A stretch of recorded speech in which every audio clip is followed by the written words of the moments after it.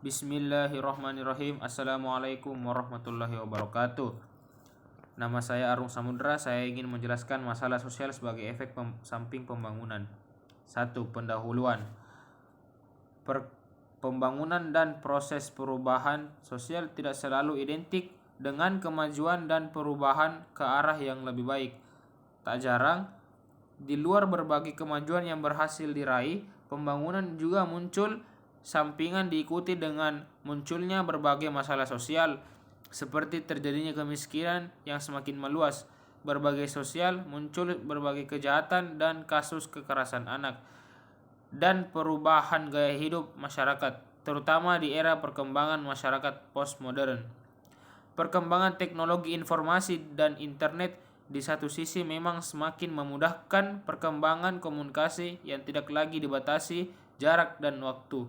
Namun demikian, pada saat yang sama, akibat penggunaan TI yang semakin meresap, di masyarakat juga muncul berbagai kasus baru seperti merebaknya cyberporn dan perubahan sikap permisif anak muda. 2. Kompleksitas. Permasalahan sosial terjadi karena adanya beberapa faktor penyebabnya. Karena tidak ada masalah yang muncul hanya karena satu sebab, pasti ada sebab-sebab lain yang terakumulasi sehingga masalah tersebut bisa muncul. Setiap masalah memiliki cerita yang panjang. Di bawah ini merupakan faktor penyebab terjadinya permasalahan sosial. 1. Faktor ekonomi. Faktor ekonomi merupakan salah satu penyebab terjadinya masalah sosial. Karena banyaknya individu yang tidak mampu mencukupi kebutuhan dasarnya, kemiskinan tersebut menjadikan mereka tidak mampu memenuhi kebutuhan sandang, papan, pangan, pendidikan, dan kesehatan. 2. Faktor budaya. Faktor ini ada karena adanya ketidaksesuaian antara nilai, norma, dan kepentingan sosial yang berbenturan dengan pola masyarakat yang heterogen atau multikultur.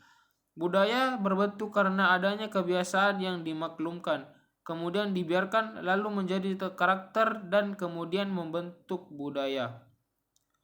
3. Faktor biologi. Faktor biologi dapat menjadi salah satu masalah sosial apabila terjadi ketidaksesuaian antara harapan terwujudnya masyarakat yang sehat dengan realita keadaan yang mengganggu stabilitas kesehatan masyarakat. 4. Faktor psikologi. Faktor psikologi menjadi sebab terjadinya permasalahan sosial apabila beban hidup yang dialami suatu masyarakat terlalu berat. Gangguan psikologi atau pola pikir masyarakat yang menjauh dari kenormalan dan ketidakstabilan emosi dalam menghadapi masalah. 3. Latar belakang. Setiap masalah yang terjadi dalam jangka waktu yang panjang, terus-menerus, dan berkesinambungan akan menimbulkan dampak terhadap individu maupun kelompok sosialnya. 1. Contoh kemiskinan. Kemiskinan dapat menjadi sebab sekaligus dampak masalah sosial. Kemiskinan yang berkesinambungan dapat menular seperti wabah. Kemiskinan juga semakin menjadi saat stratifikasi di dalam masyarakat menciptakan sekat-sekat pembatasan berupa kelas sosial dan gap.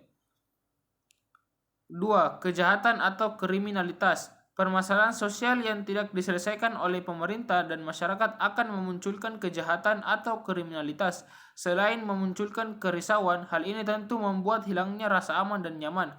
Kejahatan terjadi karena adanya perubahan sosial atau ekonomi, masalah kependudukan, kesulitan ekonomi, pemerintah yang lemah akan kekayaan, korupsi, kolusi, dan nepotisme, gangguan kesehatan mental, dan pola asuh yang keliru. 3. Disorganisasi keluarga.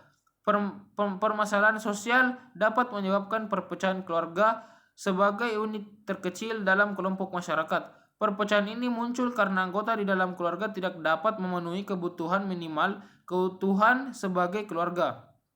4. Penanganan. 1. Mengembangkan industri kecil di pedesaan. Langkah ini mencegah kemiskinan rakyat desa, memeratakan pembangunan, dan mencegah terjadinya arus urbanisasi, perpindahan dari desa ke kota. Pengembangan industri merupakan satu langkah yang utuh, mulai dari sosialisasi, penanaman motivasi dan mindset, seleksi, pembinaan, bantuan modal, bantuan pemasaran, dan manajemen usaha. 2. Meningkatkan mobilitas tenaga kerja dan stabilitas modal. Tenaga kerja yang sebelumnya sudah ada diberikan pembinaan yang lebih intens untuk kemudian dipindahkan ke wilayah yang lapangan kerjanya lebih luas. Demikian agar mereka mempunyai daya saing dengan tenaga kerja lainnya. 3. Menanamkan nilai-nilai moral dan agama. Dengan memberikan ajaran agama dan nilai-nilai moral yang ada pada masyarakat dapat mengurangi risiko terjadinya permasalahan sosial. Bukan hanya itu, nilai-nilai moral dan agama dapat memperkuat iman seseorang sehingga jauh dari tindak kejahatan. 4. Memberikan bantuan asuransi kesehatan. Kesehatan masyarakat sangat perlu diperhatikan karena sangat penting dalam pembangunan suatu negara. Selain itu, masyarakat yang sehat menggambarkan bahwa negara itu jauh dari permasalahan sosial. 5. Memberikan dana bantuan operasional sekolah BOS kepada siswa. Bantuan BOS ini dapat memberikan keringanan pada siswa-siswa yang tidak mampu dapat bersekolah. Semakin banyak siswa yang dapat bersekolah, maka kualitas pendidikan semakin baik. Pendidikan sangat perlu diperhatikan terutama bagi negara karena jika tidak diperhatikan bisa menyebabkan permasalahan sosial. Mungkin dari itu sekian dari saya. Wassalamualaikum warahmatullahi wabarakatuh.